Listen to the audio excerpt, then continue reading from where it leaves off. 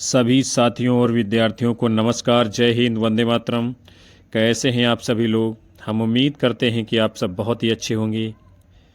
एक बार पुनः से आप लोग विजिट कर चुके हो दीपक लक्ष्य यूट्यूब चैनल के ऑनलाइन प्लेटफॉर्म पर। हम आप सभी का हार्दिक स्वागत, वंदन और अभिनंदन करते हैं। साथियों, आज का सत्र आपके लिए बहुत ही महत्वपूर्ण होने वाला है, जिसमें हम आप सभी के लिए UP TGT, PGT, GIC exam 2026 के लिए बहुत ही शानदार प्रश्नों के मॉडल पेपर को लेकर आप सबके बीच में उपस्थित हैं, जो आपके लिए आने वाली भारतवर्ष की सभी प्रतियोगी परीक्षाओं में आप कोई भी एग्ज़ाम दे रहे हो, सब में बराबर काम आएंगे ये प्रश्न आपके लिए। तो आप सभी एक बार सेशन को लाइक, कमेंट कर शेयर कर दीजिए, और हमारे चैनल के ऊपर पहली बार आए हो तो सब्सक्राइब करिए, बेल आइकन दबाइए, जिससे आपको भी आने वाली कक्षाओं का नोटिफिकेशन मिलता रहेगा। ऐसे ही शानदार प्रश्न आप तक पहुंचते रहेंगे। तो फिर चलिए हम शुरुआत करते हैं आज के पहले प्रश्न के साथ में। क्या कहा जा रहा है? सूफी साधना में वर्णित सफ़र को कितने चरणों में बांटा गया है? क्वेश्चन देख रहे हैं कितना शानदार है, और बदल करके आपके सामने एकदम नागिन प्रश्न आपके सामने उपस्थित है। सूफी साधना में वर्णित सफ़र के कितने चरणों में बांटा गया है? तो अगर आपने पढ़ा है तो आप जानते होंगे, सूफी साधना में सफ़र के कितने चरण हैं? 4 चरण हैं। कितने चरण हैं? 4 चरण हैं। इंपॉर्टेंट प्रश्न आपके लिए। शारीरिक शुचिता के लिए सूफियों ने किसे अपना पहला चरण माना? शरीयत, मारिफत, तरीकत, इनमें से कोई नहीं। तो शारीरिक शुचिता के लिए सूफियों ने अपना पहला चरण किसको माना है? तो उसको कहते हैं शरीयत। क्या कहते हैं? शरीयत। अगला प्रश्न है, मारिफत की तुलना वेदांत में किस लोक से की गई है? परम लोक, उच्च लोक, गोलोक, इनमें से कोई नहीं। मारिफत की जो तुलना है वेदांत में किस लोक से की गई है? तो आपका जवाब होगा परम लोक से की गई है। किससे? परम लोक से। अगला प्रश्न है, कौन सा एक सुमेलित नहीं है? आपको बताना है कौन सा एक सुमेलित नहीं है। तो चांदायन मुल्ला दाऊद, ये तो सही है, और मधुमालती मंझन, ये भी सही है। चित्रावली उस्मान, ये भी सही है। गलत है जो आपका ये हंस जवाहिर कुतुबन की रचना नहीं है, बल्कि किसकी है? कासिम शाह की है। यही आपका गलत है। अगला प्रश्न, अखरावट किसकी रचना है? जायसी, सूर, कबीर, तुलसी। तो आपको पता है अखरावट किसकी रचना है? मलिक मोहम्मद जायसी जी की। अगला प्रश्न आपके सामने है, अपनी रचना में समुद्र का वर्णन करने वाले एकमात्र कवि कौन है? कबीर, जायसी, तुलसी, इनमें से कोई नहीं। तो अपनी रचना में समुद्र का वर्णन करने वाले एकमात्र कवि हैं, उनका नाम है मलिक मोहम्मद जायसी जी। आगे बढ़ेंगे। अगला प्रश्न है, जायसीकृत पद्मावत किस भाषा में लिखा गया है? अवधी, ब्रज, संस्कृत, इनमें से कोई नहीं। तो जायसीकृत जो पद्मावत है ये किस भाषा में लिखा गया है? तो आप सब जानते हो, अवधी भाषा में। अगला प्रश्न है, भौर केस वह मालत रानी, बिसहर लुटय ले ही अर्घानी। उपरोक्त पंक्ति में कौन सा अलंकार है? उपमा, श्लेष, उत्प्रेक्षा, यमक। आपको बताना है, भौर केस वह मालत रानी, बिसहर लुटय ले ही अर्धानी, इसमें कौन सा अलंकार है? तो आपका सही जवाब क्या होगा? यानी कि इसमें आपका होगा उपमा अलंकार। कौन सा? उपमा अलंकार। आगे बढ़ेंगे। अगला प्रश्न आपके सामने, का सखर ते ही देव मयंकु, चांद कलंकी वह तिकलंकु, पंक्ति में कौन सा अलंकार है? व्यतिरेक, अनुप्रास, यमक, उत्प्रेक्षा। कौन सा अलंकार है इन पंक्तियों में? का सखर ते ही देव मयंकु, चांद कलंकी वह तिकलंकु, इसमें कौन सा व्यतिरेक अलंकार है? कौन सा व्यतिरेक अलंकार है? अगला प्रश्न है, किस प्रकार की भक्ति में ईश्वर को पति माना गया है? रति भाव, यहाँ रात लिखा रति होगा, रति भाव, सख्य भाव, दास्य भाव, शांत भाव। किस प्रकार की भक्ति में ईश्वर को क्या माना गया है? पति माना गया है। बहुत अच्छा प्रश्न आपके सामने है। तो रति, जो दाम्पत्य रति भाव की भक्ति है, उसमें जो है ईश्वर को पति माना गया है। जैसे आपकी कबीरदास की भक्ति है, तो कबीरदास के ईश्वर राम क्या हैं? वो पति के स्वरूप में हैं। दुलहिन गावह मंगलचार लिखा है कबीरदास ने। अगला है, किस प्रकार की भक्ति का संबंध विशिष्टाद्वैतवाद से है? शांत भाव, दास्य भाव, सख्य भाव, इनमें से कोई नहीं। किस प्रकार की भक्ति का संबंध विशिष्टाद्वैतवाद से है? तो आपका उत्तर होगा दास्य भाव की जो भक्ति है इसका संबंध विशिष्टाद्वैतवाद से है। अगला प्रश्न है किस प्रकार की भक्ति का संबंध वैराग्य से है? सख्य भाव, दास्य भाव, शांत भाव, इनमें से कोई नहीं। किस प्रकार की भक्ति का संबंध यानी कि वैराग्य भाव से है? तो ये शांत भाव की भक्ति में वैराग्य भाव, ये भी जो है वैराग्य की भावना कबीरदास की भक्ति में देखने को मिलती है और शांत रस की प्रधानता भी वहाँ पर पाई गई है कबीरदास की भक्ति भावना में। अगला प्रश्न है विधि विधान पर आधारित भक्ति का नाम क्या है? वैधि भक्ति, गौड़ी भक्ति, रागानुगा भक्ति, इनमें से कोई नहीं। जो भक्ति विधि विधान पर आधारित है उसको क्या कहा गया है? तो आपका उत्तर होगा वैधि भक्ति। कौन सा? वैधि भक्ति। आगे बढ़ते हैं। अगला प्रश्न है निम्नलिखित में से वात्सल्य के सम्राट कौन माने जाते हैं? शानदार प्रश्न है। कबीर, सूरदास, तुलसी, बिहारी। तो वात्सल्य रस का सम्राट किसको माना जाता है? तो आपका सही जवाब होगा सूरदास जी को। अगला प्रश्न है बाल सौंदर्य एवं स्वभाव के चित्रण में जितनी सफलता सूर को मिली है उतनी किसी अन्य कवि को नहीं। कथन किसका है? हजारी प्रसाद द्विवेदी, आचार्य शुक्ल, डॉक्टर नगेंद्र, इनमें से कोई नहीं। बाल सौंदर्य एवं स्वभाव के चित्रण में जितनी सफलता सूर को मिली है उतनी किसी अन्य कवि को नहीं। तो आपका उत्तर क्या होगा? आचार्य रामचंद्र शुक्ल जी। आगे बढ़ेंगे सभी लोग। अगला प्रश्न है वात्सल्य वर्णन के क्षेत्र में सूर की तुलना किस एकमात्र कवि से कुछ हद तक होती है? तुलसी, नरोत्तम दास, बिहारी, इनमें से कोई नहीं। वात्सल्य वर्णन के क्षेत्र में सूर की तुलना किस एकमात्र कवि से कुछ हद तक होती है? तो आपका जवाब क्या होगा? तुलसीदास। यानी कुछ हद तक तुलना जो है इनके वात्सल्य वर्णन की तुलसीदास से की जाती है। अगला है बरवय रामायण, रामलला, नहचू, रामचरितमानस किसकी रचनाएं हैं? बिहारी, सूर, तुलसी, इनमें से कोई नहीं। तो बरवय रामायण, रामलला, नहचू, रामचरितमानस ये सभी रचनाएं किसकी हैं? तो आपका जवाब होगा गोस्वामी तुलसीदास जी की। आगे बढ़ेंगे हम लोग। अगला प्रश्न है तुलसी को नारी जाति के प्रति असीम श्रद्धा से भरपूर किसने माना है? डॉक्टर राम कुमार वर्मा, डॉक्टर नगेंद्र, आचार्य शुक्ल, माता प्रसाद गुप्त। तुलसी को नारी जाति के प्रति असीम श्रद्धा से भरपूर किसने माना है? तो आपका सही जवाब होगा डॉक्टर राम कुमार वर्मा जी ने। फिर अगला प्रश्न तुलसी ने विनय पत्रिका किस भाषा में लिखी? अवधी, भोजपुरी, ब्रज, खड़ी बोली। तो इसका उत्तर आप सभी को पता है, तुलसीदास जी ने विनय पत्रिका को ब्रज भाषा में लिखा है। फिर अगला प्रश्न आपके सामने है जानकी मंगल की भाषा है, कैसी भाषा है? ब्रज, अवधी, खड़ी बोली, कौरवी। जानकी मंगल की कौन सी भाषा है? तो आपका सही जवाब क्या होगा? अवधी भाषा है। क्या है? अवधी भाषा। अगला है शब्दों को ध्वनि योजना द्वारा अर्थ की झंकार देने में तुलसी जैसी निपुणता हिंदी के किसी अन्य कवि के पास नहीं। कथन किसका है? माता प्रसाद गुप्त, विश्वनाथ त्रिपाठी, गणपत चंद्र गुप्त, आचार्य शुक्ल। क्या होगा इस प्रश्न का सही जवाब?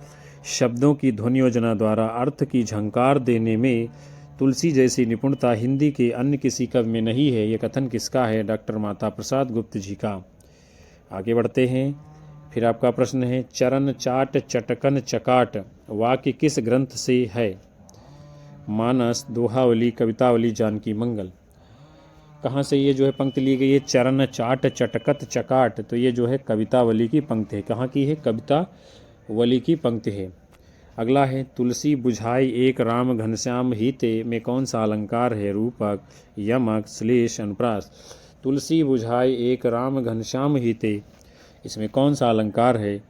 तो आपका सही जवाब होगा रूपक अलंकार। फिर अगला है रीतकाल को अलंकृत काल किसने कहा? ग्रियर्सन, मिश्र बंधु, राम शंकर शुक्ल, रसाल, इनमें से कोई नहीं। रीतकाल को अलंकृत काल किसने कहा है? तो आपका उत्तर क्या होगा? मिश्र बंधुओं ने। आगे बढ़ते हैं। अगला प्रश्न है रीतकाल को श्रृंगार काल किस विद्वान ने कहा है? विश्वनाथ प्रसाद मिश्र, ग्रियर्सन, मिश्रबंध, इनमें से कोई नहीं। तो रीतकाल को श्रृंगार काल किसने कहा है? आपका उत्तर होगा विश्वनाथ प्रसाद मिश्र ने। अगला है रीतकाल को कलाकाल किसने कहा है? मिश्रबंधु, भगीरथ मिश्र, विश्वनाथ त्रिपाठी, जॉर्ज ग्रियर्सन। रीतकाल को कलाकाल कहने वाले विद्वान का नाम क्या है? तो कौन सा होगा आपका उत्तर?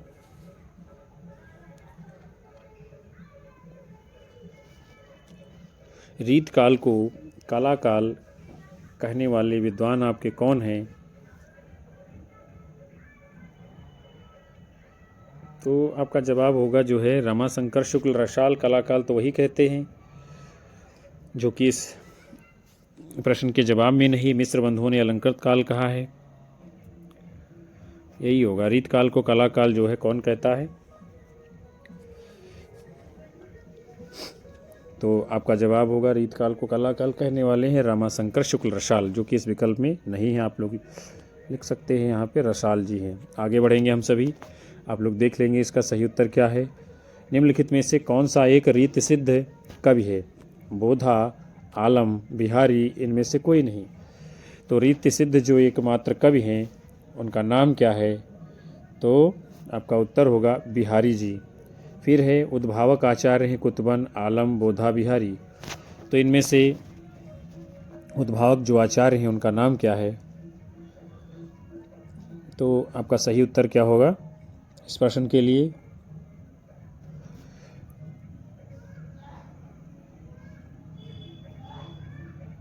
इसमें भी थोड़ा जो है फंसने वाला मामला लग रहा है। अगर देखा जाए तो इसमें उत्तर आपका होगा बिहारी जी हो सकता है, बिहारी जी। आगे बढ़ेंगे, अगला प्रश्न है होए मगरूर तासो इनी मगरूरी कीजे। होए मगरूर तासो इनी मगरूरी कीजे, लघु छोए चले वासो लघुता निभाइए, जो आपको चाहे वाको आप चाहें, जो आपको न सराहे ताकि बाप को न सराहिए। पद किस कवि का है? ठाकुर, बोधा, आलम, बिहारी। यानी ये पूछा जा रहा है कि ये पंक्ति किसकी है, आपको बताना है। तो उत्तर क्या होगा? ये बोधा की पंक्ति है। किसकी है? बोधा जी कहते होए मगरूर तासो इनी मगरूरी कीजिए, लघु छोए चले वासो लघुता निभाइए, जो आपको चाहे वाको आप चाहे, जो आपको ना सराहे ताकि बाप को ना सराहिए। ये पंक्ति बोधा जी कहते हैं। आगे बढ़ते हैं, अगला प्रश्न आपके सामने है। क्या कहा जा रहा है? रीति बद्ध कवि हैं, आपको बताना है इनमें से कौन रीति बद्ध कवि है। तो क्या होगा इस प्रश्न का उत्तर? केशव दास जी ये रीतिबद्ध कवि हैं। अगला है रीतिमुक्त कवि एक नहीं है, बिहारी, बोधा, घनानंद, ठाकुर। इनमें से कौन एक रीति मुक्त कवि नहीं है? तो आपका जवाब क्या होगा? यानी बिहारी ये रीत सिद्ध हैं और घनानंद, आलम, बोधा, ठाकुर, द्विजदेव ये सब रीतिमुक्त हैं। फिर अगला है रामचंद्रिका के रचनाकार का नाम है बिहारी, ठाकुर, केशव दास, इनमें से कोई नहीं। तो रामचंद्रिका के रचनाकार कौन है? आपका उत्तर होगा केशव दास की रचना है। फिर है कवि प्रिया की रचना कब हुई? 1600, 1601, 1603, 1605। कवि प्रिया की रचना कब होती है? तो आपका उत्तर क्या होगा? 1601 ईस्वी में कवि प्रिया की रचना होती है, जो कि किसकी है? केशव दास की। अगला प्रश्न है पद्मावती में नागमती किसका प्रतीक है? आपको बताना है। संसार, बुद्धि, हृदय, तन। पद्मावत जो महाकाव्य है उसमें जो नागमती है ये किसकी प्रतीक है? तो ये संसार की प्रतीक है। कहा गया है नागमती है दुनिया धंधा। अगला है कबीर की भाषा है पंचमेल खिचड़ी, खड़ी बोली, अवधि, इनमें से कोई नहीं। तो कबीर की भाषा का नाम क्या है? पंचमेल खिचड़ी। और किसने पंचमेल खिचड़ी माना? आपको कमेंट बॉक्स में बताना। अगला प्रश्न है सिद्ध संप्रदाय का विकास किससे हुआ है? सहजयान, वज्रयान, प्रणययान, इनमें से कोई नहीं। सिद्ध संप्रदाय का विकास किससे हुआ है? तो आपका उत्तर होगा वज्रयान साधना से। अगला है सिद्धों की संख्या है 82, 80, 81, 84। तो सिद्धों की संख्या कितनी मानी गई है? आपका सही जवाब क्या है? 84 मानी गई है। कितनी? 84। अगला प्रश्न आपके सामने है, सुमेलित करना है आपको। कुछ रचनाएं हैं और रचनाकारों के साथ आपको करना है मिलान। देखते हैं हम लोग कौन सी रचना किसकी है। तो स्थूलिभद्र राज निधनम सूर्य की है, रेवंत गिरिरास विजय सेन सूर्य की है, चंदनवाला रास आसक कवि की है, प्रबंध चिंतामणि जैनाचार्य मेरुतुंग की है। आपका सही मिलान कर दिया गया है और कूट के रूप में आपका आगे विकल्प सी इसमें उत्तर होगा। आगे बढ़ेंगे, फिर अगला प्रश्न आपके सामने है। यहाँ भी आपको मिलान करना है, रचनाओं को रचनाकारों के साथ में करना है आपको मिलान। तो देख लेते हैं हम लोग। यानी महापुराण किसकी रचना है? पुष्पदंत की है। पौमचर्यु किसकी रचना है? ये तो ये स्वयंभू की है। भविष्यत कहा धनपाल की है। भरतेश्वर बाहुबली रास ये शालिभद्र सूर्य की है। आपका मिलान कर दिया गया है और कूट के रूप में आगे विकल्प डी आपका उत्तर होगा। आगे बढ़ेंगे। अगला प्रश्न आप सभी के सामने है। निम्नलिखित में से अपभ्रंश का वाल्मीकि किसे कहा जाता है? स्वयंभू, पुष्पदंत, धनपाल, मेरुतुंग। अपभ्रंश का वाल्मीकि किसको कहा जाता है? तो इस प्रश्न का क्या जवाब माना जाएगा? अपभ्रंश का वाल्मीकि किसको कहते हैं? तो उत्तर क्या होगा? स्वयंभू जी को अपभ्रंश का वाल्मीकि कहा जाता है। फिर अगला प्रश्न आपके सामने है। निम्नलिखित कथनों में से कौन से सत्य हैं, उसे आपको बताना है। इसमें कौन सा सत्य है? तो निर्गुण धारा के अंतर्गत ज्ञानाश्रयी शाखा है, प्रेमाश्रयी शाखा, यह तो बात सही है। सगुण धारा के अंतर्गत राम काव्य, कृष्ण काव्य, ये भी सही है। तो 1 और 2 यानी दोनों बातें सत्य हैं। विकल्प सी आपका जवाब होगा। फिर अगला प्रश्न आपके सामने है। निम्नलिखित में से कौन सा सत्य है, आपको बताना है। यानी कौन सा इसमें सत्य है वो बात आपको बतानी है। तो भक्ति के लिए सगुण मार्ग स्वीकार्य है, ठीक है। निर्गुण रूप ज्ञान मार्गियों के लिए स्वीकार्य है, ये भी सही है। तो इसमें भी आपका क्या जवाब माना जाएगा? विकल्प सी माना जाएगा। 1 और 2 दोनों सही हैं। फिर अगला प्रश्न आपके सामने है। निम्नलिखित में से कौन सा यानी सत्य असत्य है, ये इसमें पूछा जा रहा है। जायसी का रहस्यवाद ये क्या है? साधनात्मक है। और कबीर का रहस्यवाद भावनात्मक है। तो अगर देखा जाए तो ये दोनों बातें गलत हैं, क्योंकि इनमें से कोई नहीं आपका उत्तर होगा। अर्थात जो जायसी है उनका रहस्यवाद है भावनात्मक, ये उल्टा है। और कबीर का है साधनात्मक। अगर आप ऐसे कर लें तो आपका उत्तर ठीक हो सकता है। आगे बढ़ेंगे। अगला प्रश्न है। निम्नलिखित में से सत्य कथन की पहचान करिए। बताइए इनमें जो है कौन सा सही है। चलिए हम लोग देखते हैं। जायसी द्वारा रचित पद्मावत एक प्रेम गाथा है, ठीक बात है, प्रेम गाथा है। इसमें लौकिक प्रेम के माध्यम से अलौकिक प्रेम की वंदना की गई, बिल्कुल बात ये भी सही है। यानी 1 और 2 दोनों बातें सही हैं। विकल्प सी आपका जवाब होगा। अगला प्रश्न आपके सामने है। निम्नलिखित में से सत्य कथन की पहचान करिए। बताइए आप कौन सा सत्य नहीं है। तो देखते हैं हम लोग। यानी सत्य की पहचान करनी है। इश्क मिजाजी का तात्पर्य लौकिक प्रेम है, इश्क हकीकी का तात्पर्य ईश्वरीय प्रेम, दोनों बातें सत्य हैं। विकल्प सी आपका जवाब होगा। 1 और 2 इश्क मिजाजी का तात्पर्य लौकिक प्रेम है और इश्क हकीकी का तात्पर्य ईश्वरीय प्रेम है। फिर अगला प्रश्न आपके सामने है। क्या करना है देखते हैं। इसमें कौन सा सही सुमेलित नहीं है। जो इसमें सही नहीं सुमेलित है उसे आपको जो है बताना है। तो देखते हैं हम लोग कौन सा इसमें सही नहीं है। नागमती क्या कहा जा रहा है? जायसीकृत पद्मावत में प्रतीकों में कौन सा नहीं सही है? जायसी का पद्मावत महाकाव्य, उसकी प्रतीक योजना हमें देखनी है। तो सबसे पहले क्या नागमती संसार का प्रतीक, ठीक है। पद्मावती ईश्वर की प्रतीक, ये भी सही है। रतनसेन मन का प्रतीक, ये भी सही है। जो आपका गलत है, जो आपका उत्तर होगा विकल्प डी अलाउद्दीन, ये क्या है? ये माया का प्रतीक है, शैतान का प्रतीक नहीं है। अगला प्रश्न आपके सामने है। तुलसी की भक्ति किस प्रकार की है? दास्य भाव, सख्य भाव, वात्सल्य भाव, माधुर्य भाव। तो तुलसीदास की भक्ति का स्वरूप क्या है? दास्य भाव की भक्ति है। आगे बढ़ेंगे। अगला प्रश्न है। आपको क्या करना है? सुमेलित करना है। रचनाएं हैं, रचनाकारों के साथ मिलान करना है। देखते हैं हम लोग। आलम के लिए रचना किसकी है? तो ये आलम जी की है। आलम के लिए रचना किसकी है? तो ये आलम जी की है। फिर अलंकार प्रकाश भूषण की है। गंगा लहरी किसकी है? तो ये पद्माकर की है। गंगा लहरी किसकी? पद्माकर की है। रस रत्नावली ये किसकी है? ये मंडन की है। एक बार फिर से हम लोग देख लेते हैं। आलम के लिए आप सबको पता ही है कि ये रचना आलम जी की है। फिर अलंकार प्रकाश ये भूषण जी की है। गंगा लहरी ये पद्माकर की है और रस रत्नावली ये मंडन की है। आपका सही मिलान कर दिया गया है और कूट के रूप में विकल्प डी आपका उत्तर होगा इसमें। आगे बढ़ते हैं। फिर अगला प्रश्न आपके सामने है। निम्नलिखित में से कौन सा एक रीतिबद्ध कवि नहीं है? मंडन, देव, बिहारी, बोधा। तो कौन इनमें से जो है क्या है? रीतिबद्ध कवि नहीं है। तो इसमें गड़बड़ लग रहा है, चूँकि ये बिहारी आपके हैं। ये कैसे हैं? रीति सिद्ध में आते हैं। बिहारी किस में? सिद्ध में आते हैं। और बोधा ये मुक्त में आते हैं, रीति मुक्त में आते हैं। और देव ये लोग क्या हैं? ये बद्ध में जाएंगे। इसलिए प्रश्न की प्रकृति ही गलत है। हम लोग आगे बढ़ते हैं। अगला है अलंकार पंचाशिका किसकी रचना है? मतिराम, बोधा, आलम, घनानंद। अलंकार पंचाशिका ये रचना किसकी है? तो आपका जवाब क्या होगा? मतिराम की है अलंकार पंचाशिका। फिर अगला प्रश्न है रीतिकालीन कवि केशव के संदर्भ में कौन सा कथन असत्य है? कौन सा यानी असत्य है, सही नहीं है? केशव अलंकारवादी आचार्य हैं, ये तो सही है।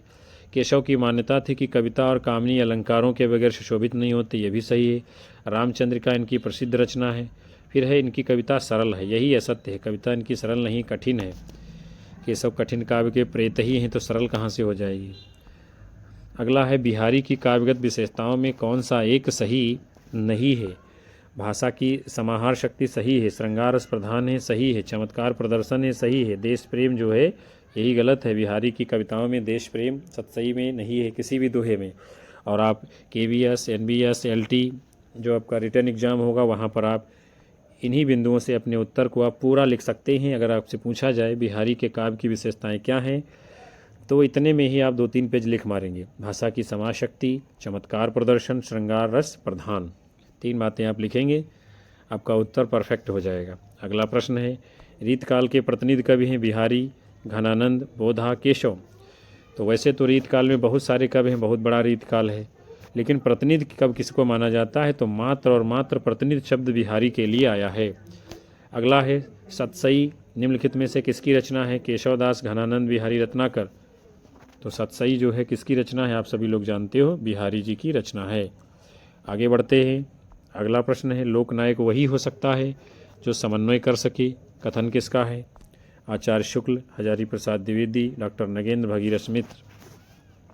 किसका कथन है कि लोकनायक वही हो सकता है जो समन्वय कर सके? तो आपका उत्तर क्या माना जाएगा इस प्रश्न के लिए? हजारी प्रसाद द्विवेदी का कथन है। अगला प्रश्न दोहा कोश किसकी रचना है? सरहपा, लुइपा, कणहपा, इनमें से कोई नहीं। तो दोहा कोश रचना किसकी है? आप सबको पता है, सरहपा जी की रचना है दोहा कोश। अगला है पौमचर्यु में किसका वर्णन है? आपको बताना है। राम, कृष्ण, लक्ष्मण, सीता। पौमचर्यु में यानी पौमचर्यु में किसका चरित्र है, किसका वर्णन किया गया है? तो आपका उत्तर होगा ये भगवान राम का चरित्र इसमें है पौमचर्यु, उनके जीवन पर आधारित ही ये ग्रंथ है पौमचर्यु। फिर है निशिदिन बरसत नयन हमारी, सदा रहत पावस ऋतु हम पे, जब ते श्याम सिधारे। पंक्ति किसके द्वारा रचित है? तुलसीदास, बिहारी, सूर, कबीर। तो ये पंक्ति जो है किसकी है? निशिदिन बरसत नयन हमारे, सदा रहत पावस ऋतु हम पे, जब ते श्याम सिधारे। तो आपका जवाब होगा सूरदास के सूर सागर के भ्रमर गीत प्रसंग से ये पंक्तियाँ ली गई हैं जो गोपियाँ उद्धव से कहती हैं। ये आगे बढ़ते हैं। अगला प्रश्न है झरें अखियाँ दुखियाँ झरना सी में कौन सा अलंकार है? यमक, श्लेष, रूपक, अनुप्रास। झरें अखियाँ दुखियाँ झरना सी में कौन सा अलंकार है? तो क्या होगा सही जवाब इस प्रश्न के लिए? आपका उत्तर होगा रूपक अलंकार। कौन सा? रूपक अलंकार, झरें अखियाँ दुखियाँ झरना सी। अगला है अंग अंग छवि की लपटी उत्पटी जाति अच्छे है, खरी पातरी उसी लगे भरी सी देह में कौन सा रस है? श्रृंगार रस, वीर रस, वात्सल्य रस, करुण रस। तो आप सबको पता चल गया होगा इसमें कौन सा रस है। अंग अंग छवि की लपटी उत्पटी जाति अच्छे, खरी पातरी उसी लगे भरी सी देह, इसमें श्रृंगार रस है। कौन सा? श्रृंगार रस है इसमें। आगे बढ़ते हैं। अगला प्रश्न आपके सामने है कवि प्रिया, रसिक प्रिया, छंदमाला नामक रीति ग्रंथों की रचना किसने की है? केशवदास, बिहारी, घनानंद, रत्नाकर। तो कवि प्रिया, रसिक प्रिया और छंदमाला ये सभी रीति ग्रंथ हैं। और किसके हैं ये? तो केशवदास की रचनाएं हैं ये। अगला प्रश्न है जो पै जिए जोर तजो सब मोर, सरासन तोरी लहौ सुख कोरि। पंक्ति की रचनाकार हैं तुलसी, केशव, सूर, जायसी। जूपै जिए जोर तजो सब सोर, सरासन तोरी लहौ सुख कोरी। इसमें जो है क्या पूछा जा रहा है? इस पंक्ति की रचनाकार कौन है? तो आपका उत्तर क्या होगा? एक केशवदास की पंक्ति है। जोपै जिए जोर तजो सब सोर, सरासन तोरी लहौ सुख कोरी। केशवदास की पंक्तियां हैं। आगे बढ़ते हैं। अगला प्रश्न आपके सामने है क्या कहा जा रहा है? असत्य कथन को चुनिए। कौन सा इसमें सही नहीं है, आपको बताना है। तो हिंदी साहित्य का उत्तर मध्यकाल रीतकाल के नाम से जाना जाता है, ठीक है, यानी उत्तर मध्यकाल को ही रीतकाल कहते हैं। रीतकाल को मिस्र बंधुओं ने अलंकृत काल कहा है, बिल्कुल सही बात है, अलंकृत काल कहा है। विश्वनाथ प्रसाद मिश्र ने इसको श्रृंगार काल कहा, ये भी बात बिल्कुल सही है। गलत क्या है? आचार्य शुक्ल ने रीतकाल को कला काल कहा, यही तो गलत है, यही असत्य है। शुक्ल जी ने रीतकाल को पहली बार रीतकाल शुक्ल ने ही कहा है और इन्होंने इसको उत्तर मध्यकाल भी कहा है। तो यहाँ से भी आपका एक प्रश्न, आप जैसे लिखित परीक्षा दे रहे हैं LT KVS NVS कोई भी, तो अगर पूछा जाता है रीतकाल का नामकरण, तो आप इन्हीं 3 नामों के आधार पर जो है अपने उत्तर को पूरा कर सकते हैं, नामकरण को लेकर के। फिर अगला प्रश्न आपके सामने है, असत्य को चुनिए। यहाँ भी आपको क्या है, असत्य का चयन करना है और बताना है कौन इनमें से सही नहीं है। तो देखते हैं हम लोग, रीत काव्य का वर्गीकरण 3 काव्यों में हुआ है, ठीक बात है, 3 काव्य में हुआ है।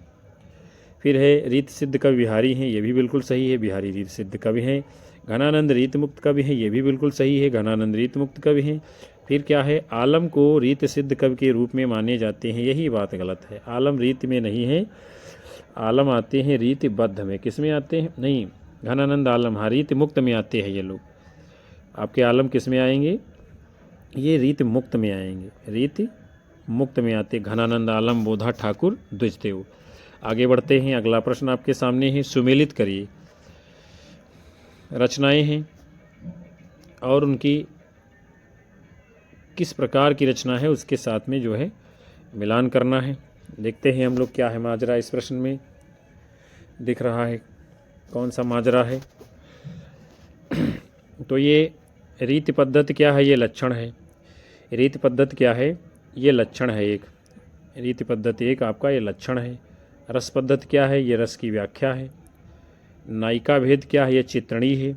और काव्यांग विवेचन क्या है? ये छंद है। तो आपका सही मिलान कर दिया गया है और आपका कूट के रूप में विकल्प भी आगे जवाब होगा। फिर अगला प्रश्न आपके सामने है, सुमेलित करिए। कवि हैं और किस प्रकार के कवि हैं उसके साथ आपको करना है मिलान। तो रीतबद्ध इसमें कौन है?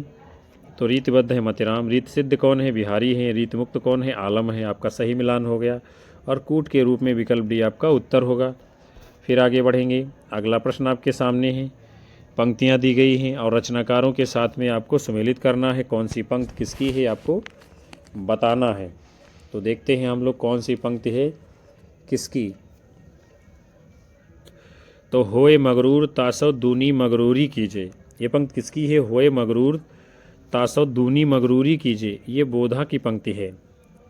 फिर है, ठाकुर सेवक हम उन राजपूतन के जो दान युद्ध, ये जो है ठाकुर की पंक्ति है। फिर अतिशुद्धो स्नेह को मार्ग है, तो घनानंद की आप लोगों को पता ही है। होए मगरूर सो तासो दूनी मगरूरी कीजिए, बोधा की पंक्ति है। ठाकुर सेवक हम उन राजपूतन के, ठाकुर की है, इसको ठाकुर से आप पकड़ सकते हैं। और अतिशुद्धो स्नेह को मार्ग है, ये घनानंद की पंक्ति है। आपका सही मिलान कर दिया गया है और कूट के रूप में विकल्प भी आपका इस प्रश्न में जवाब होगा। आगे बढ़ते हैं, अगला प्रश्न आपके सामने है, रचनाएं हैं और उनके रचनाकारों के साथ में आपको करना है मिलान। देखते हैं, रामचंद्रिका केशवदास की है, ठीक है। अलंकार पंचाशिका मतराम की है, ठीक है। काव्य विवेक ये किसकी है? चिंतामणि की है, ठीक है।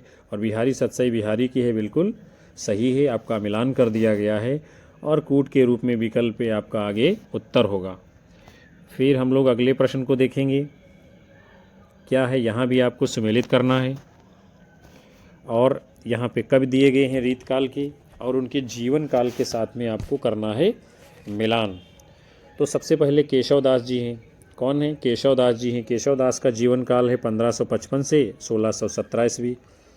फिर बिहारी जी हैं। बिहारी का जीवन काल है 1595 से 1663 ईस्वी। फिर भूषण जी हैं। भूषण का जीवन काल है 1613 से 1715 ईस्वी। आपका सही मिलान हो गया है और कूट के रूप में आपका विकल्प डी इसमें जवाब होगा, उत्तर होगा। फिर अगला प्रश्न आपके सामने है, यहाँ पंक्तियाँ दी गई हैं और उनके अलंकार के विषय में पूछा जा रहा है कि इन पंक्तियों में कौन सा अलंकार है और आपको करना है मिलान। तो हम लोग देखते हैं कौन सी पंक्ति में कौन सा अलंकार है। चलिए देखते हैं हम लोग। तो सबसे पहले क्या है, झरें अखियाँ दुखियाँ झरनासी, झरें अखियाँ दुखियाँ झरनासी, इसमें कौन सा अलंकार है? तो इसमें उपमा अलंकार है, यानी कि सही है। फिर है अंग अंग तरंग उठे, अंग अंग तरंग उठे, तो इसमें कौन सा अलंकार है? यानी कि उत्प्रेक्षा अलंकार, ठीक है। फिर है काहू कल्पाए हैं सो कैसे कल्पाए हैं, कल्पाए कल्पाए दो बार आए, यमक अलंकार, ये भी सही है। अमोही के मोह मिठास ठगी, अमोही के मोह मिठास ठगी, इसमें विरोधाभास अलंकार है, ये भी सही है जो है। तो झरें अखियाँ दुखियाँ झरना सी, उपमा अलंकार सही है। अंग अंग तरंग उठे, उत्प्रेक्षा अलंकार। काहू कल्पाई हैं सो कैसे कल्पाई हैं, यमक अलंकार। अमोही के मोह मिठास ठगी, इसमें विरोधाभास अलंकार है। और आपका सही जवाब क्या होगा? कूट के रूप में आगे तो विकल्प भी आपका उत्तर होगा। फिर हम लोग आगे बढ़ेंगे। अगला प्रश्न आपके सामने है, असत्य कथन को चुनिए, बताइए इनमें से कौन सा सही आपका नहीं है, उसे आपको है बताना। तो कवि प्रिया ये 1601 ईस्वी की रचना, सही है। रीत मुक्त कवि घनानंद है, ये भी सही है, घनानंद रीत मुक्त में आते हैं। शिवा बावनी भूषण की रचना है, बिल्कुल सही बात, ये भी सही है। गलत आपका जो उत्तर है, रीतबद्ध कवि ये आलम नहीं है, बल्कि आलम जो है किस में आते हैं? तो ये आपके रीत मुक्त में आते हैं, इसीलिए ये गलत है। अगला प्रश्न आपके सामने है, बिहारी सतसई सैकड़ों वर्षों से रसिकों का मान मोह रही है, यानी मन मोह रही है, ये उनके हृदय का हार बनी हुई है और बनी रहेगी। कथन किसका है? शानदार कथन, हजारी प्रसाद द्विवेदी, राम कुमार वर्मा, आचार्य शुक्ल, डॉक्टर नगेंद्र। क्या होगा इस प्रश्न का जवाब? तो आप सभी को बताना है कौन सा सही उत्तर होगा। तो आपका जवाब होगा विकल्प ए, डॉक्टर हजारी प्रसाद द्विवेदी का ये कथन है। कहते हैं कि बिहारी सतसई सैकड़ों वर्षों से रसिकों का मन मोह रही है, ये उनके हृदय का हार बनी हुई है और बनी रहेगी। बढ़ते हैं हम लोग आगे। अगला प्रश्न आपके सामने है, असत्य कथन को बताइए कौन सा सही नहीं है। प्रश्न आप सभी के सामने है। तो भूषण रीतिकाल के प्रसिद्ध कवि हैं, ठीक है, सही है। छत्रसाल दशक इनकी प्रसिद्ध रचना, ये भी सही है। शिवाजी ने इन्हें एक एक छंद पर लाखों रुपए दिए, ये भी सही है। फिर गलत क्या है? इन्होंने श्रृंगारिक काव्य लिखा है, गलत बात है, इन्होंने श्रृंगारिक नहीं लिखा है। भूषण ने वीर रस की कविताएं लिखी हैं। किस रस की? वीर रस की कविताएं लिखी, यही आपका गलत है। और तीन बातें सही हैं, रीतकाल के कवि हैं, छत्रसाल दशक इनकी रचना है, और शिवाजी इनको लाखों लाखों रुपए दिया करते थे। फिर अगला प्रश्न है, स्थापना और तर्क से संबंधित है। क्या है? स्थापना और तर्क से संबंधित है। आजकल इस प्रकार के प्रश्न ट्रेंडिंग में चल रहे हैं, हर एग्जाम में 5 से 10 प्रश्न जो है इस प्रकार के स्थापना और तर्क से आ ही रहे हैं लगातार। यूपीएलटी में भी अभी पूछे गए थे इस तरीके के प्रश्न। तो देखते हैं हम लोग क्या सही है क्या गलत है इसमें। यानी हिंदी में केशव ने सभी काव्यांगों का निरूपण सर्वप्रथम शास्त्रीय पद्धति से किया है। तो ये क्या है? ये बात तो सही लग रही है। हिंदी में रीति ग्रंथों की अविरल परंपरा केशव की कविप्रिया से मिलती है, ये बात गलत है। ये पहला वाला सही है और दूसरा वाला गलत है। हिंदी में रीतिकाल की अविरल परंपरा केशव की कविप्रिया से नहीं, बल्कि जो है कृपाराम की हित तरंगिणी से चलती है। तो यानी आपका ए सही है, आर गलत है। ए सही है, आर गलत है, अर्थात विकल्प भी आपका जवाब होगा। फिर अगला प्रश्न है, क्या करना है आपको? सुमेलित करना है। रचनाएं दी गई हैं और उनके रचनाकार हैं, क्या सही है क्या गलत है आपको बताना है, मिलान करना है। तो हम लोग देखते हैं। राग रत्नाकर किसकी रचना है? देव की है, सही है। रस रतन किसकी है? पुहकर कवि की, सही है। कविप्रिया केशव की, सही है। रस तरंगिणी कृपाराम की, सही है। हम लोग पुनः देखते हैं। राग रत्नाकर देव की, रस रतन पुहकर की, कविप्रिया केशवदास की, रस तरंगिणी कृपाराम की है। और कूट के रूप में आगे विकल्प आपका उत्तर होगा, जवाब होगा आपका। फिर अगला प्रश्न आप सभी के सामने है। यहाँ भी क्या है? स्थापना और तर्क से संबंधित प्रश्न है, आपको बताना है कौन सा इसमें सही है कौन सा गलत है। तो हम लोग देखते हैं। जिस कवि में कल्पना की समाहार शक्ति के साथ भाषा की सामासिक शक्ति जितनी अधिक होती है, वह मुक्तक रचना में उतना ही अधिक सफल होता। बिल्कुल सही, आचार्य शुक्ल का ये कथन है। मुक्तक के संबंध में। फिर है बिहारी मुक्तक कवि के रूप में सर्वाधिक सफल हैं, उनकी कृति बिहारी सतसई में कविता के सभी गुण विद्यमान हैं। ये भी जो है शुक्ल जी का ही कथन है, अपने इतिहास में उन्होंने एक साथ ये दोनों बातें कही हैं। अर्थात आपका उत्तर होगा ए और आर दोनों सही, ए और आर दोनों सही, यानी कथन भी सही, तर्क भी सही है। आगे बढ़ते हैं, अगला प्रश्न आपके सामने है। क्या करना है, पंक्तियां हैं और उनके रचनाकारों के साथ में आपको सुमेलित करना है। कौन सा पंक्ति जो है, कौन सी पंक्ति किसकी है, आपको बताना है। तो देखते हैं हम लोग कौन सी पंक्ति किसकी है। कुंदन को रंग फीको लगे, झलके यति अंगन चार गोराई, ये पंक्ति मतिराम की है, ठीक है। केली के राति अघाने नहीं, ये जो है मतिराम की पंक्ति है, सही है। सिंधु तरेव उनको बनरा, तुम पे धनुरेख गई न तरी, ये केशवदास की पंक्ति है, ठीक है। कहत नटत रीझत खिजत मिलत खिलत लजियात, बिहारी की पंक्ति है, सही है। कुंदन को रंग फीको लगे, झलके यति अंगन चार गोराई मतिराम की है। केली के रात अघाने नहीं, ये जो है मतिराम की है। सिंधु तरे उनको बनरा, तुम पे धनुरेख गई न तरी, केशव की है। कहत नटत रीजत खिजत मिलत खिलत लज्जात, भरे भवन में करत हैं नैनन ही सौबात, बिहारी की पंक्ति है। आपका मिलान कर दिया गया है। और इस प्रश्न के लिए आपका सही उत्तर क्या होगा, तो कूट आगे विकल्प पे आपका जवाब होगा। आगे बढ़ेंगे हम सभी। अगला प्रश्न आपके सामने है।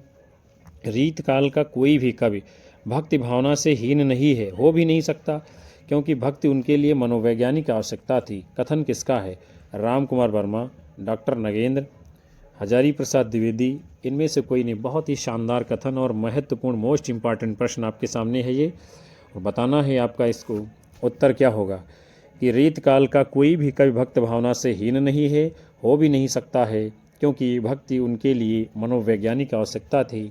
तो ये कथन किसका है, डॉक्टर नगेंद्र जी का ये कथन है। कहते हैं कि रीत काल का कोई भी कवि भक्त भावना से हीन नहीं है, हो भी नहीं सकता था, क्योंकि भक्ति उनके लिए मनोवैज्ञानिक आवश्यकता थी, डॉक्टर नगेंद्र कहते हैं। फिर अगला प्रश्न आपके सामने है। आधुनिकता को अपनी सुरक्षा के लिए अतीत से संबंध रखना चाहिए।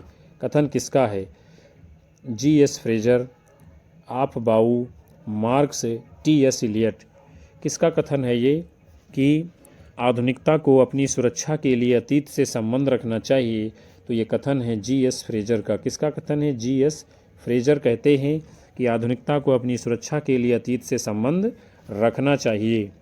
अगला प्रश्न है, आधुनिकता के संबंध में कौन सा एक सही नहीं है, तो देखते हैं हम लोग कौन सा सही नहीं है। आधुनिकता का मूल आधार मानवतावादी दृष्टि है, सही है। आधुनिकता संपूर्ण विकास और प्रगति का केंद्र मानव को मानती, सही है। जो इस समय आधुनिक समझा जाता है भविष्य में वही पुरातन हो जाएगा, ये भी सही है। आधुनिकता के संबंध में जो गलत है, जो सही नहीं है, वो है आधुनिकता सापेक्षिक नहीं होती है, गलत बात है। आधुनिकता सापेक्षिक होती है। आगे बढ़ते हैं। अगला प्रश्न है, भारतेंदुगीन काव्य प्रवृत्तियों में कौन सी एक नहीं है। राष्ट्र प्रेम की भावना, सामाजिक दुर्दशा का वर्णन, हास्य व्यंग्यम, समस्या पूर्ति, विरह वर्णन। तो भारतेंदु की जो विशेषता नहीं है इनमें से, वो आपका जवाब क्या माना जाएगा इस प्रश्न के लिए, विरह वर्णन। ये विशेषता जो है नहीं है भारतेंदु की। और इन तीन विशेषताओं से आप जो है एलटी का मेंस एग्ज़ाम और केवीएस एनविस का जो भी आप मेंस एग्ज़ाम देने जा रहे हैं, वहाँ पर आप जो है 200 शब्दों में, 125 शब्दों में अपना उत्तर दे सकते हैं इन्हीं तीन विशेषताओं के माध्यम से। और ये प्रश्न भी इम्पॉर्टेंट है, आ भी सकता है कि भारतेंदु की विशेषताएं कौन कौन सी हैं। तो राष्ट्र प्रेम की भावना, सामाजिक दुर्दशा का वर्णन, हास्य व्यंग्य, समस्या पूर्ति, ये सभी विशेषताएं जो है भारतेंदु की हैं। अगला प्रश्न है, सरस्वती पत्रिका का संपादन कार्य किसने संभाला। आचार्य रामचंद्र शुक्ल, हजारी प्रसाद द्विवेदी, श्याम सुंदर दास। आगे सरस्वती पत्रिका का संपादन कार्य किसने संभाला, ये प्रश्न ही चलिए सही है। क्या है, तो सरस्वती पत्रिका का जो है प्रकाशन संभालने वाले कौन है, तो आपका उत्तर क्या होगा, इसमें श्याम सुंदर दास ने किया था। किसने, श्याम सुंदर दास ने किया था, थोड़े समय के लिए लेकिन किया था। अगला है, निम्नलिखित कथनों पर विचार कीजिए, विचार कीजिए और बताइए इसमें कौन सा सही है। तो देखते हैं हम लोग, 1900 से लेकर 1920 तक हिंदी काल आचार्य महावीर प्रसाद द्विवेदी के कृतित्व से प्रभावित है, बिल्कुल सही बात है। 1900 से लेकर 1920 तक हिंदी काल महावीर प्रसाद द्विवेदी के कृतित्व से प्रभावित है। फिर है ये कालखंड द्विवेदी युग के नाम से जाना जाता है, ये भी सही आपका उत्तर होगा। 1 और 2 यानी विकल्प सी आपका जवाब होगा, दोनों कथन सही है। अगला है साकेत के रचनाकार मैथिली शरण गुप्त, हजारी प्रसाद द्विवेदी, जयशंकर प्रसाद, इनमें से कोई नहीं। तो इसका उत्तर आप सभी लोग जानते हो, साकेत महाकाव्य किसका है? मैथिली शरण गुप्त का। इसमें 12 सर्ग हैं और साकेत का अर्थ क्या है? अयोध्या। अगला प्रश्न है द्विवेदी युग को जागरण काल किस विद्वान ने कहा है? डॉक्टर नगेंद्र, शुक्ल, हजारी प्रसाद द्विवेदी, इनमें से कोई नहीं। तो द्विवेदी युग को जागरण सुधार काल कहने वाले विद्वान कौन हैं? तो आपका उत्तर क्या होगा? डॉक्टर नगेंद्र जी। फिर अगला है रचना परिप्रवास के लेखक हैं मैथिली शरण गुप्त, भारतेंद्र हरिश्चंद्र, अयोध्या सिंह उपाध्याय, हरिऔध, इनमें से कोई नहीं। तो परिप्रवास के लेखक कौन हैं? तो आपका सही उत्तर क्या होगा? अयोध्या सिंह उपाध्याय, हरिऔध जी। 1914 में इसका प्रकाशन होता है। फिर अगला है हिंदी का प्रथम महाकाव्य निम्नलिखित में से कौन सा है? देखते हैं, साकेत, पंचवटी, परिप्रवास, भारत भारती। तो इनमें से जो आपका सही उत्तर होगा हिंदी के प्रथम महाकाव्य के लिए खड़ी बोली के, तो वो है परिप्रवास। अगला है द्विवेदी युग की मुख्य उपलब्धि क्या है? खड़ी बोली, ब्रजभाषा, श्रृंगारिकता, प्रकृति, चित्रण। तो द्विवेदी युग की मुख्य जो सबसे महत्वपूर्ण उपलब्धि द्विवेदी युग की रही है, आप सबको पता होगा इसका उत्तर क्या है? इन्होंने खड़ी बोली की प्रतिष्ठा की थी। खड़ी बोली को परिनिष्ठित, परिमार्जित, संस्कृत निष्ठ और मानकीकृत भाषा बनाने का काम द्विवेदी युग में पंडित महावीर प्रसाद द्विवेदी जी ने किया था। यही सबसे बड़ी उपलब्धि इनकी रही है। अगला प्रश्न है परिप्रवास एवं साकेत महाकाव्यों की रचना किस भाषा में हुई है? ब्रजभाषा, खड़ी बोली, अवधी, कोई नहीं। तो परिप्रवास और साकेत महाकाव्य की रचना जो है खड़ी बोली में हुई है। आगे बढ़ेंगे, अगला प्रश्न आपके सामने है रस कलश किसकी रचना है? बताना है। हरिऔध, श्याम सुंदर दास, जयशंकर प्रसाद, इनमें से कोई नहीं। तो रस कलश ये जो है नायिका भेद का ग्रंथ है और किसका है? ब्रजभाषा में लिखा गया है, अयोध्या सिंह उपाध्याय, हरिऔध जी का ग्रंथ है। अगला है रचना भारत भारती के संदर्भ में किस विद्वान ने ये बात कही कि इसकी लोकप्रियता खड़ी बोली हिंदी की विजय पताका सिद्ध हुई? डॉक्टर नगेंद्र, रामचंद्र शुक्ल, हजारी प्रसाद द्विवेदी, इनमें से कोई नहीं। यानी भारत भारती रचना के संदर्भ में ये किसका कथन है कि इसकी लोकप्रियता खड़ी बोली की विजय पताका सिद्ध हुई? तो आपका उत्तर क्या होगा? डॉक्टर नगेंद्र का ये कथन है। नगेंद्र जी क्या कहते हैं कि इसकी लोकप्रियता खड़ी बोली की विजय पताका सिद्ध हुई किसकी? भारत भारती की। आगे बढ़ेंगे, अगला प्रश्न आपके सामने है निम्नलिखित कथनों पर विचार कीजिए और बताइए कौन से कथन सही है। तो देखते हैं हम लोग।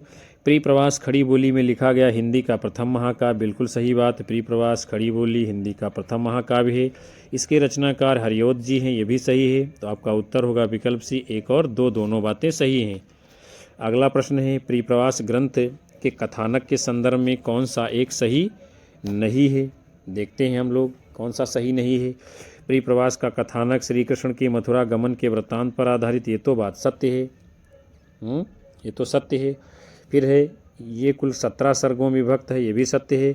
इसके रचनाकार हरिऔध जी हैं, ये भी सत्य है। और असत्य क्या है? विकल्प सी, ये गलत है। विकल्प सी क्या कहा जा रहा है इसमें? श्री कृष्ण को इसमें भगवान माना गया है, गलत बात है।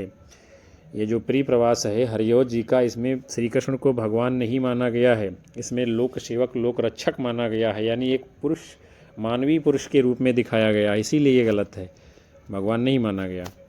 अगला है परिप्रवास के किस सर्ग में हरिऔध जी ने विश्व प्रेम को व्यक्तिगत प्रेम की अपेक्षा अधिक महत्वपूर्ण माना है? 5वें सर्ग में, 11वें सर्ग में, 13वें सर्ग में, 17वें सर्ग में? इम्पॉर्टेंट प्रश्न आप सभी के लिए है। क्या कहा जा रहा है? परिप्रवास के किस सर्ग में हरिऔध जी ने विश्व प्रेम को व्यक्तिगत प्रेम की अपेक्षा अधिक महत्वपूर्ण माना है? तो उत्तर क्या होगा? यानी कि विकल्प डी, 17वें सर्ग में। 17वें सर्ग में हरिऔध जी ने विश्व प्रेम को व्यक्तिगत प्रेम की अपेक्षा अधिक महत्वपूर्ण माना है। अगला है किस सर्ग में गोपी उद्धव संवाद की चर्चा है? 5वें सर्ग में, 6वें सर्ग में, 13वें सर्ग में, 14वें सर्ग में? पूछा जा रहा है कि परिप्रवास के किस सर्ग में उद्धव गोपी संवाद की चर्चा है? तो आपका उत्तर क्या होगा? 6वें सर्ग में जो है परिप्रवास महाकाव्य में उद्धव गोपी संवाद की चर्चा है। अगला प्रश्न आपके सामने है परिप्रवास मूलतः किस रस से संबंधित ग्रंथ है? संयोग श्रृंगार, वियोग श्रृंगार, हास्य रस, वीर रस। तो प्रिय प्रवास ये मूलतः किस रस से संबंधित है? वियोग श्रृंगार से संबंधित ये ग्रंथ है प्रिय प्रवास। अगला प्रश्न आपके सामने है, निम्नलिखित कथनों पर विचार कीजिए। क्या करना है यहाँ पर? देखते हैं हम लोग कौन सा कथन सही है गलत है। क्वेश्चन नंबर 19 आप सभी के सामने है। क्या है इसमें? द्विवेदी युग के सर्वश्रेष्ठ कवि मैथिली शरण गुप्त हैं। बिल्कुल सही बात है। इन्हें राष्ट्र कवि कहा जाता है, ये भी सही है। आपका उत्तर होगा विकल्प सी, 1 और 2 दोनों बातें सत्य हैं। मैथिली शरण गुप्त ये द्विवेदी युग के सर्वश्रेष्ठ कवि हैं, कोई दो राय नहीं। प्रतिनिधि कवि माना जाता है और ये राष्ट्र कवि भी हैं, ये भी सत्य है। आगे बढ़ते हैं। अगला प्रश्न आपके सामने है, द्वापर रचना के रचनाकार का नाम बताइए। मैथिली शरण गुप्त, जयशंकर प्रसाद, हरिओद, इनमें से कोई नहीं। ये द्वापर रचना किसकी है? तो मैथिली शरण गुप्त की रचना है द्वापर। किसकी? मैथिली शरण गुप्त की। अगला प्रश्न है, सुमेलित करिए। रचनाएं हैं और उनके रचनाकारों के साथ आपको करना है मिलान। तो देख लेते हैं हम लोग। साकेत किसका है ये? तो ये तो मैथिली शरण गुप्त का महाकाव्य है। आंसू किसकी है? जयशंकर प्रसाद की है। प्रिय प्रवास ये हरिओद का महाकाव्य है। और रामचंद्र का प्रबंध काव्य केशवदास जी का है। तो आपका सही मिलान कर दिया गया और कूट के रूप में विकल्प भी आगे आपका उत्तर होगा। आगे बढ़ेंगे। फिर अगला प्रश्न आपके सामने है, क्या है? मैथिली शरण गुप्त की रचनाओं को आपको काल क्रम के साथ में लगाना है। 4 विकल्प आपके सामने हैं और देख करके आपको बताना है पहले से बाद के क्रम में कौन सा क्रम रहेगा मैथिली शरण गुप्त की इन रचनाओं का। तो क्या होगा उत्तर आपका? विकल्प ए इस प्रश्न के लिए, यानी पहले रंग में भंग, फिर पंचवटी, फिर साकेत, उसके बाद में विष्णुप्रिया का प्रकाशन होता है। अगला प्रश्न आप सभी के सामने है, साकेत का प्रकाशन वर्ष है। बताना है आपको साकेत का प्रकाशन वर्ष 1930, 1931, 1932, 1933। साकेत महाकाव्य का प्रकाशन वर्ष कब है? तो क्या माना जाएगा इस प्रश्न का जवाब? 1932 ईस्वी में साकेत का प्रकाशन हुआ है। आगे बढ़ेंगे हम सभी लोग। अगला प्रश्न आपके सामने है, साकेत के संदर्भ में कौन सा एक सही नहीं है? देखते हैं हम लोग कौन सा सही नहीं है। ये कुल 12 सर्गों में विभक्त है, ठीक है। ये नायिका प्रधान महाकाव्य, ठीक है। ये मैथिली शरण गुप्त ने लिखा है, ठीक है। और इसके केंद्र बिंदु में राम है, ये गलत बात है। इसके केंद्र बिंदु में राम नहीं है, बल्कि उर्मिला और लक्ष्मण है। ये नायक नायिका हैं, और जब नायिका प्रधान है, उर्मिला इसकी नायिका हैं, तो केंद्र में तो उर्मिला ही होंगी। अगला प्रश्न आप सभी के सामने है, साकेत के किस सर्ग में नायिका उर्मिला का विरह वेदना का वर्णन है? 8वें सर्ग में, 7वें सर्ग में, 8-9 सर्ग में और 10वें सर्ग में। तो साकेत के जिस सर्ग में उर्मिला की विरह वेदना का मार्मिक चित्रण किया गया है, वो आपका जवाब क्या माना जाएगा? वैसे तो 9वें सर्ग में है, लेकिन 8 में भी है दिया गया, इसलिए दोनों एक में आ गए हैं। अगला है, साकेत की भाषा है खड़ी बोली, अवधी, ब्रजभाषा, इनमें से कोई नहीं। तो साकेत की मूल भाषा क्या है? आपका जवाब होगा खड़ी बोली में लिखा गया है। अगला है, साकेत के केंद्र में किस पात्र की कथा वस्तु है? उर्मिला, राम, लक्ष्मण, सीता। तो साकेत के केंद्र में अभी ऊपर आपकी बात ही हो रही थी, किसकी कथा वस्तु है? तो आपका जवाब क्या माना जाएगा? साकेत के केंद्र में किस पात्र की कथा वस्तु है? तो आपका जवाब होगा उर्मिला। कौन? उर्मिला, लक्ष्मण की पत्नी उर्मिला। अगला प्रश्न आपके सामने है, साकेत के प्रथम सर्ग में किसका संवाद है? आपको बताना है साकेत महाकाव्य के प्रथम सर्ग में किसका संवाद है? लक्ष्मण राम, लक्ष्मण उर्मिला, राम सीता, इनमें से कोई नहीं।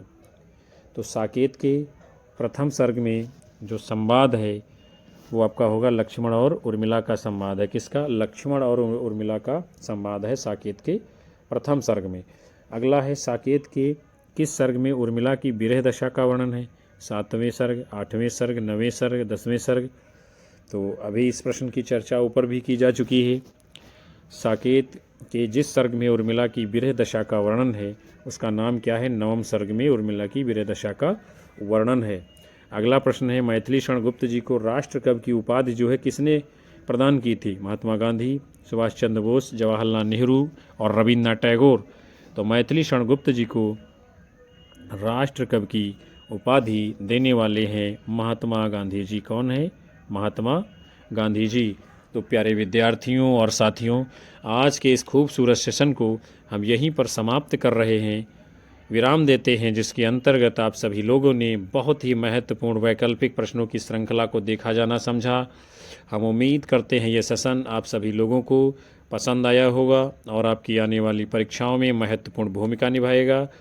तो एक बार आप सभी लोग सेशन को लाइक करिए, अपने साथी मित्रों में शेयर करिए, और आप लोग जो भी कक्षा को देखते हैं, चाहे बाद में देखते हो चाहे पहले देखते हो, कक्षा को आप सभी लोग हाइप अवश्य किया करिए, अपने अधिकतम साथी मित्रों में शेयर करिए, और साथ ही साथ अपने साथी मित्रों को, दोस्तों को, सभी को हमारे चैनल से जोड़ते रहिए। आप सभी का प्यार मिलता रहेगा, हमारा मनोबल बढ़ेगा और हम आप लोगों को लगातार ऐसी ही कक्षाएं देते रहेंगे। और उन सभी साथियों का तहे दिल से हार्दिक धन्यवाद जो अंत तक सेशन को रोज़ प्रतिदिन वॉच करते हैं, और अपनी राय हमें कमेंट बॉक्स में आप लोग दर्ज कराइए। हम मिलेंगे आपको पुनः से एक नए मॉडल पेपर को लेकर। तब तक के लिए आप सभी को नमस्कार, जय हिंद, वंदे मातरम, बाय बाय, शुभ रात्रि आप सभी लोगों को विद्यार्थियों।